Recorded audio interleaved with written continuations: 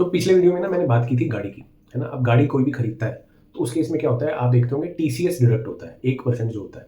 तो कभी भी जब आप गाड़ी लेते हैं ना, तो कैश में पेमेंट ना करें पहली बात, चेक से पेमेंट करें या लोन आप लेके जैसे भी कर रहे हैं।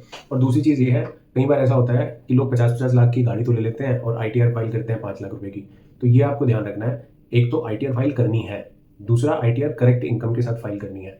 अगर वो इनकम आपकी डिपार्टमेंट कहीं से ट्रैक कर ले कि टीसीएस आपका 50 लाख पे कटा है, आपने 50 लाख की गाड़ी कैसे ली, लोन भी नहीं लिया आपने, तो आप कैसे प्रूव कर पाओगे? मतलब अगर आपके पास पैसा है तो उसको रिपोर्ट करो, टैक्स जमा करो, ठीक है? देखो गवर्नमेंट भी जो टैक्स आपसे कलेक्ट करती है उसको इंफ्रास्ट्रक्चर डेवलपमेंट पे यूज़ करती है ना? तो एज अ टैक्स पेयर हमारी रिस्पॉन्सिबिलिटी है कि हम करेक्ट टैक्स पे करें। और एज अ टैक्स पेयर हम लोग टैक्स अगर पे कर रहे हैं तो गवर्नमेंट भी हमें बेनिफिट दे, ये ऑब्जेक्टिव है। तो मेरा ऑब्जेक्टिव ये है कि क्या आपको बेनिफिट्स कहाँ पर मिल सकते हैं, मैं वो आपसे शेयर करूँ।